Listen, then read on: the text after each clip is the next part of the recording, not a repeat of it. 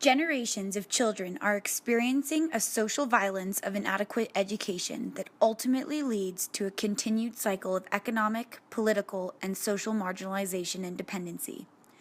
Their lack of cultural capital to fully participate within society only exacerbates their alienation and disempowerment.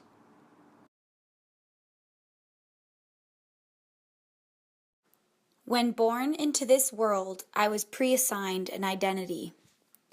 I was a white, New Mexican, privileged female.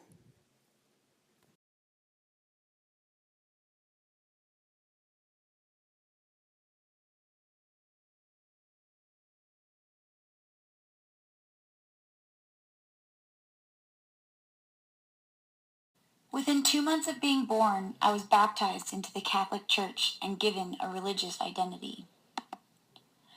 As I grew into my toddler years, I sought guidance and understanding from those around me. I was dependent and also influenced by the support system that define my identity. I was able to experiment with different identities while playing out the roles I felt they represented.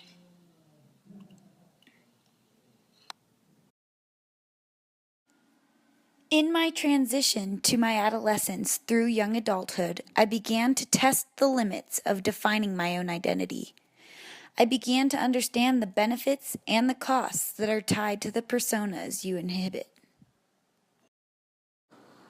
It is easy to judge people based off societal stereotypes, but our identities are not stagnant, they are forever changing. As teachers, we must understand that the easy way is not always the best way. We must sacrifice our time to recognize and represent the evolution of our students' complex identities and create a space where they can grow proudly into who they are and who they want to become.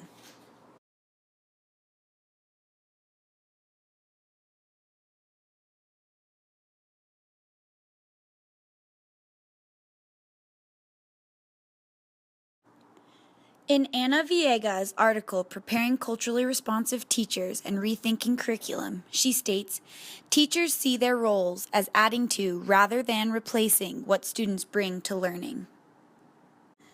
Michelle Knight states, a sense of urgency emerges within the understanding of social, cultural, political, and historical context of the lives of children of color and the necessity for action.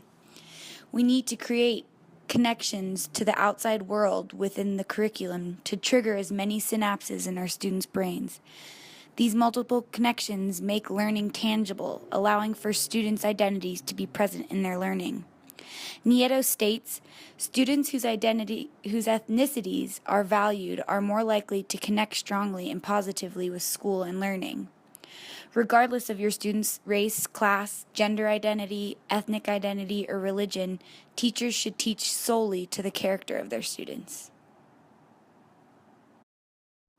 Schools should be intimate places where youth construct identities, build a sense of self, read how society views them, develop the capacity to sustain relations, and forge the skills to initiate change.